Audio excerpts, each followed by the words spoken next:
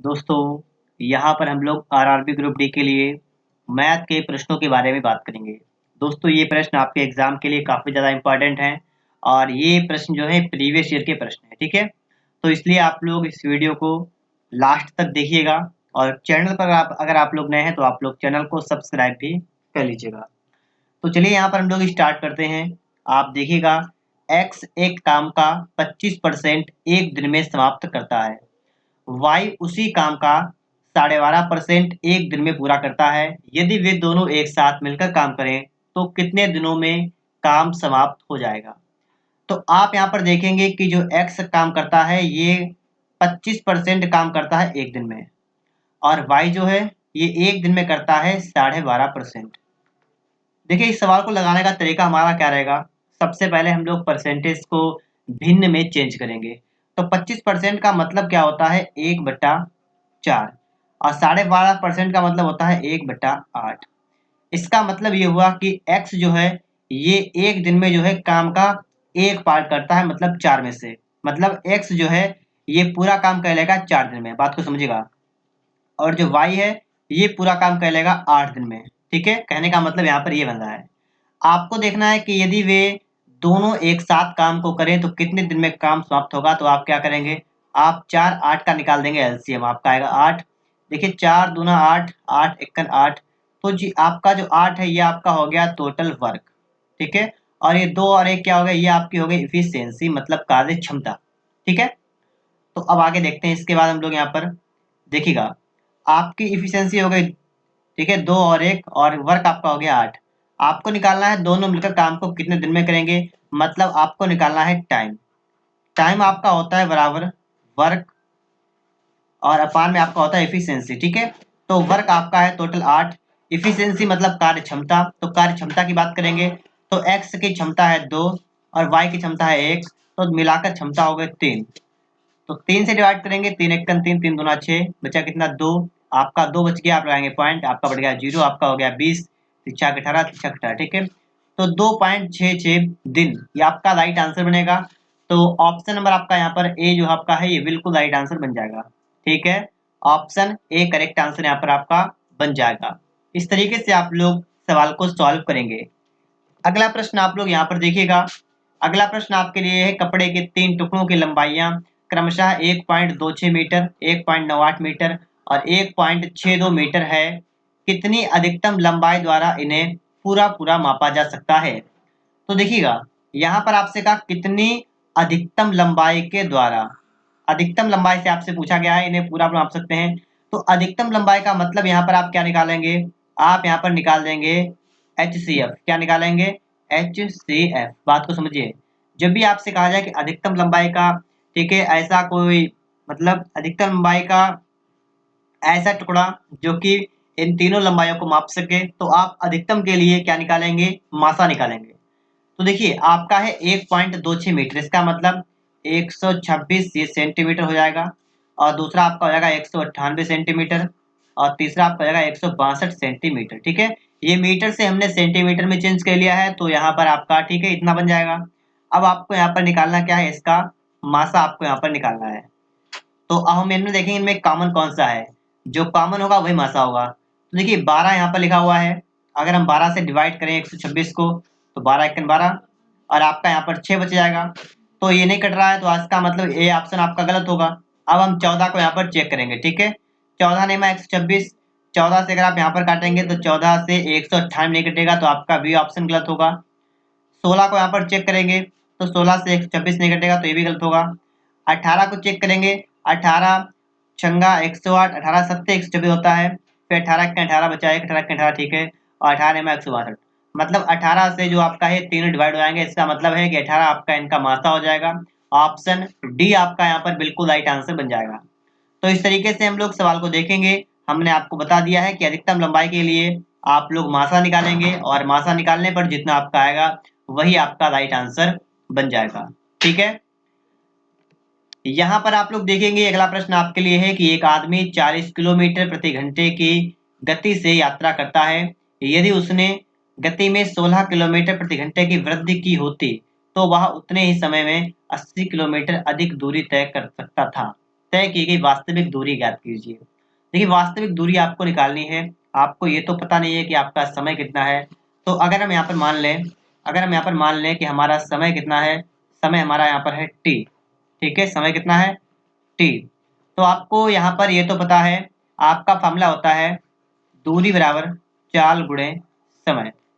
तो अगर हम पहले यहाँ पर दूरी निकालेंगे, दूरी मतलब d1 अगर निकालें यहाँ पर दें कितना होगा, दूरी आपकी होगी चाल गुणा समय। चाल चाल स्टार्टिंग में आपकी 40 किलोमीटर प्रति घंटा की चाल है और समय आपका t मान लीजिए, तो कितना हो गया 40t यहाँ पर हो गया। अगर दूसरी हम d निकालें यहाँ पर d2 निकालें तो कितना आएगा। अब उसने क्या किया है कि उसने अपनी गति 16 किलोमीटर प्रति घंटे की दर से वृद्धि कर दी, वृद्धि का मतलब बढ़ा दी। तो उसकी चाल हो गई 40 और 16 मतलब 56। समय आपका वही रहा टी, लिखा है उतने ही समय में। तो समय जब आपका उतना ही रहा तो आपका यहाँ पर जो आपकी डिस्टेंस आगे वो आपके आगे 56 और टी। ठीक है, तो इसमें हुआ क्या है कि पहले उसकी चाल थी, पहले उसने दूरी तय की थी 40t की, उसके बाद उसने दूरी जो तय की वो थी 56t।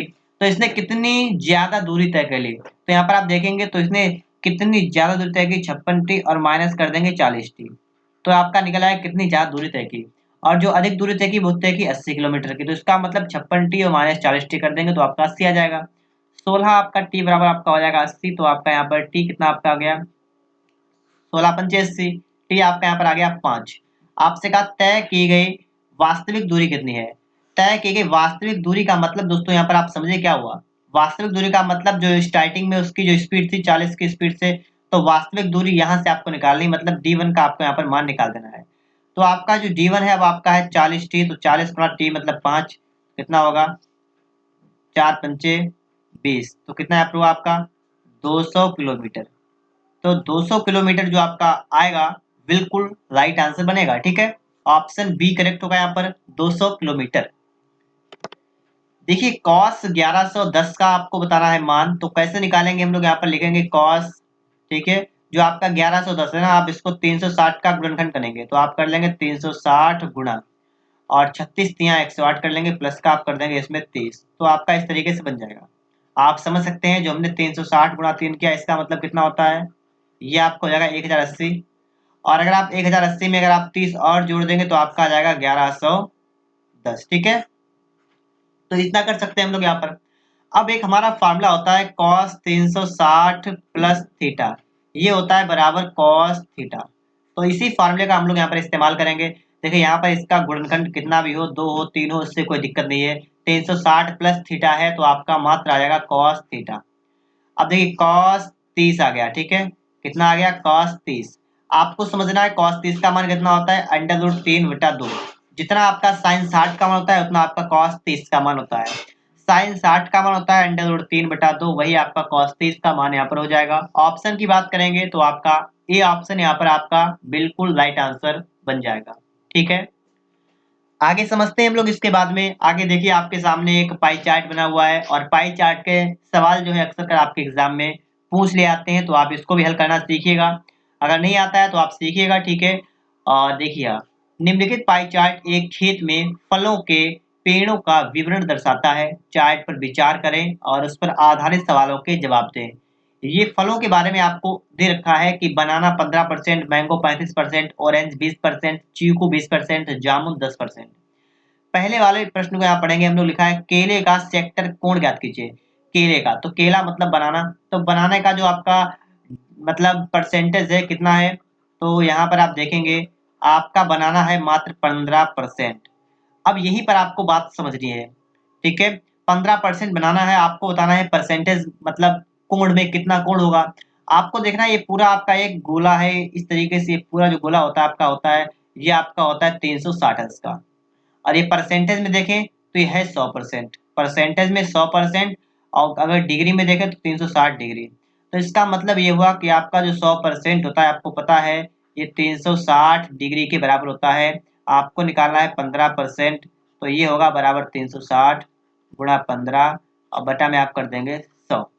ठीक है, अब देखिए जीरो से आपका जीरो कैंसिल हुआ, और इसके बाद में आप इसको आगे भी देख सकते हैं यहाँ पर। ठीक है, तो आगे अगर हम यहाँ पर देखें तो 5 दूना 10 और 5 तिया 15, 2 एकन 2, 2 18 बढ़ जाएगा। ठीक है, तो 15% जो आपका आ गया या आपका कितना आएगा यहाँ पर 18 या कितना होता है, ठीक है 18 या आपका होता है 54, ठीक है कितना होता है 54। तो यहाँ पर हम लिख देंगे यहाँ पर 54, ठीक है। तो आपका जो यहाँ पर 54 डिग्री जो आपका आएगा यही आपका हो जाएगा आंसर, ठीक है।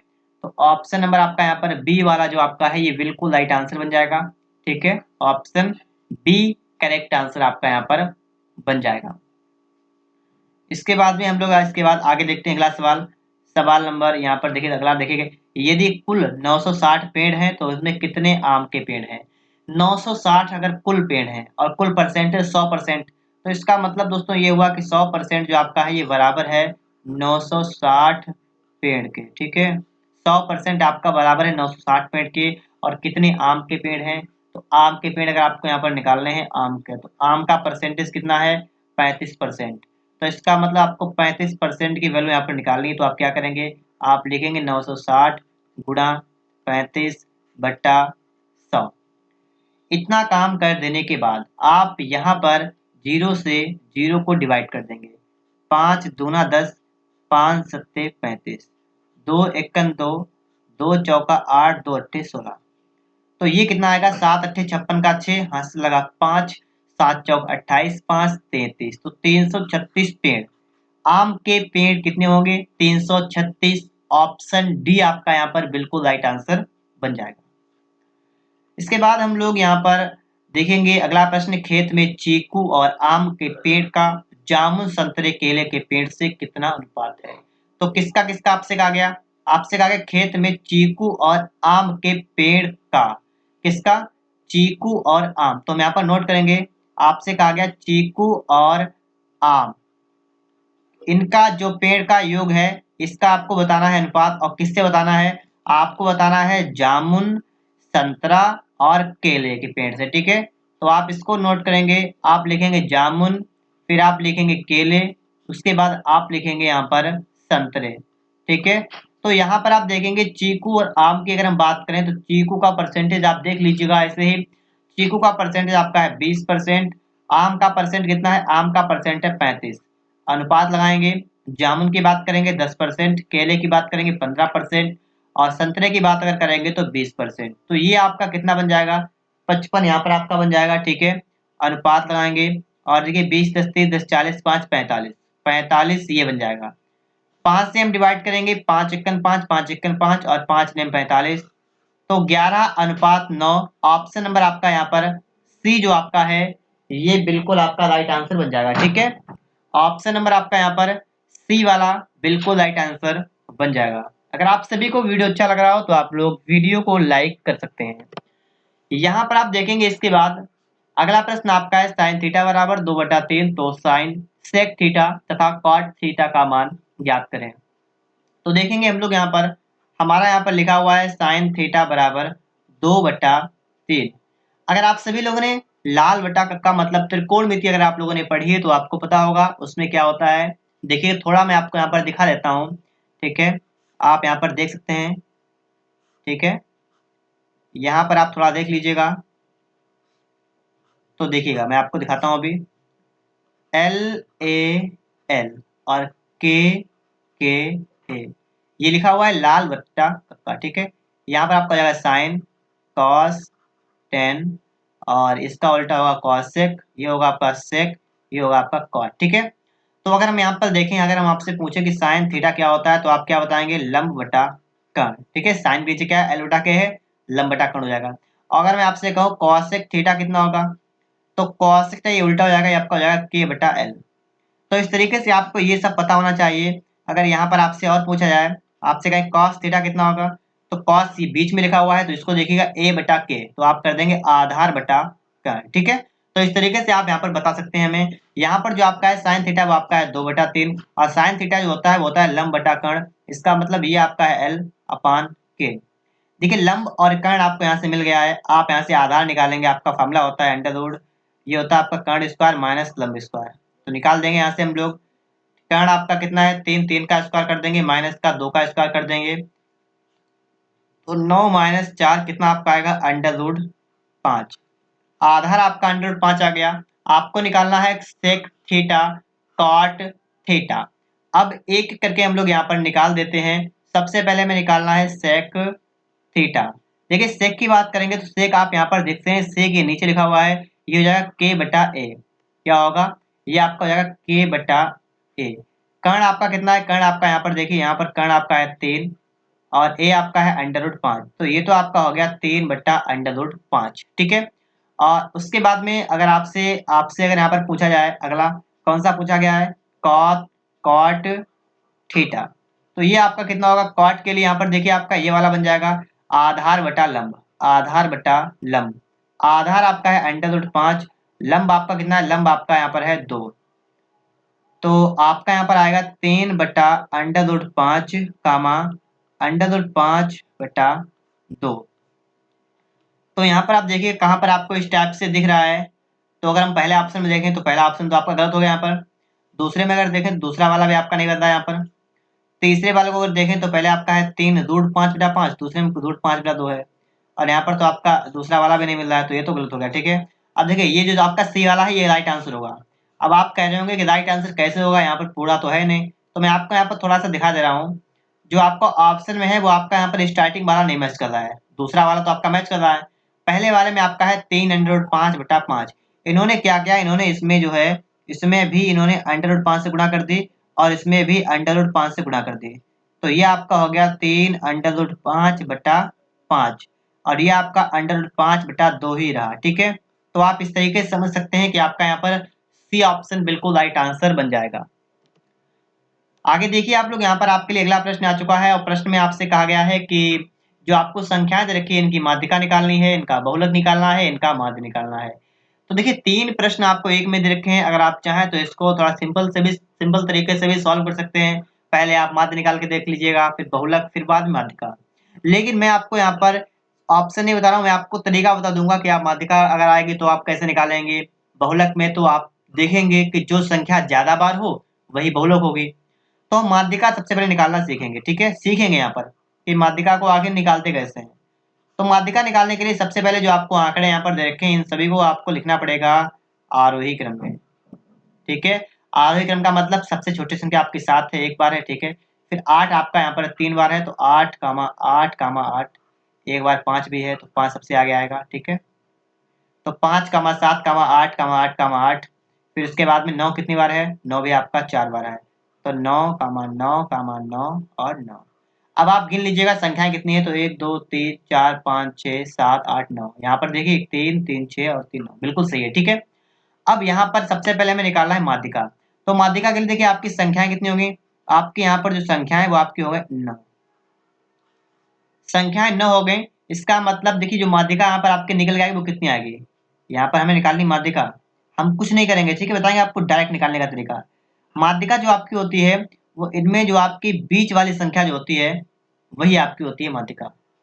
बात को समझिए आप, मैंने आपको बताया जो इनमें आपकी बीच वाली संख्या होगी वही आपके यहाँ पर माध्यिका बन जाएगी। तो यहाँ पर आप बीच वाली संख्या देख लेंगे तो आपकी बीच संख्या निकल आएगी 8। तो ठीक है, तो आपकी जो माध्यिका होगी ना वो आपकी 8 ही होगी, ये बात आप ध्यान रखेंगे। ठीक है, माध्यिका का आपका जो आंसर होगा वो 8 ही होगा। अगर यहाँ पर संख्याएं 10 होती तो आपको बीच वाली संख्या चाहिए होती, तो 10 संख्याओं का अगर हम बीच बिल्कुल बीच में निकालें तो आपका 5 और 6 के बीच वाला आएगा। तो उसके लिए आपको दो संख्याओं को जोड़ना है और हाफ कर देना है। जैसे जैसे मान लीजिए मैं लिखा यहाँ पर 3, 4, 6, 7। ठीक है, इस तरीके से, या मान लीजिए यहाँ पर 8 है मान लीजिए। ठीक है। अब मैं आपसे कहूँ कि इनका माध्य निकालिए, तो आप माध्य कैसे निकालेंगे। तो आप सबसे पहले आरोही क्रम में लिखा हुआ है। ठीक है, तो आप देखेंगे इनमें बीच वाला, और बीच वाला इनमें कौन सा होगा, 4 या 6। तो आप क्या करेंगे, इन दोनों को जोड़ लेंगे। 4, 6 आपका 10 हुआ, अब 10 में आप 2 से भाग कर देंगे तो आपका 5। तो आपका जो माध्यिका होगी ना वो आपकी 5 यहाँ पर बन जाएगी। ठीक है, तो माध्यिका निकालना तो आप लोग यहाँ पर सीख गए होंगे। अब हमें निकालना है बहुलक। तो अगर हम बहुलक की अगर यहाँ पर बात कर लेंगे, ठीक है, आप अगर बहुलक की बात करेंगे तो बहुलक का मतलब जो ज्यादा बार आए, तो आपका 9 है, तो बहुलक आपका हो गया 9। तो बहुलक आपका कितना हो गया, 9। ठीक है, तो 8, 9। अब इसके बाद आपको निकालना है माध्य। माध्य का आपको फॉर्मूला पता होगा, पदों का योग बटे पदों की संख्या। तो पदों का योग का मतलब आप सबको जोड़ेंगे, तो 5 और 7 12, 12 8 20, 20 और 8 28, 28 और 8 36, 36 और 9 45, 45 और 9 54, 54 9 63, 63 और 9 कितना हुआ, 72। और संख्या आपकी है 9। तो 9 8 72, तो आपका 8 यहाँ पर आएगा आंसर। तो इस तरीके से 8 9 8 कहाँ पर है, ऑप्शन नंबर सी में दिख रहा है आपको, तो ऑप्शन सी आपका यहाँ पर बिल्कुल ही राइट आंसर बन जाएगा। दोस्तों इस तरीके से हम आज की वीडियो को यहीं पर समाप्त करते हैं। अगर आपको वीडियो अच्छा लगा हो तो आप लोग वीडियो को लाइक कर दीजिएगा। चैनल पर अगर आप लोग नए हैं तो आप लोग चैनल को सब्सक्राइब भी करिएगा और साथ में आप लोग बेल आइकन को भी प्रेस कर लीजिएगा। साथ ही आप हमारे टेलीग्राम चैनल को भी ज्वाइन करिएगा, जिसका लिंक आपको इस वीडियो के डिस्क्रिप्शन बॉक्स में मिल जाएगा। तो आप सर्च कर सकते हैं टेलीग्राम पर ट्रिकी TRICKY और NO और 1, ठीक है। ट्रिकी नंबर 1 आप सर्च करेंगे टेलीग्राम पर तो आपको जो है टेलीग्राम मिल जाएगा, आप उसको भी ज्वाइन कर लीजिएगा।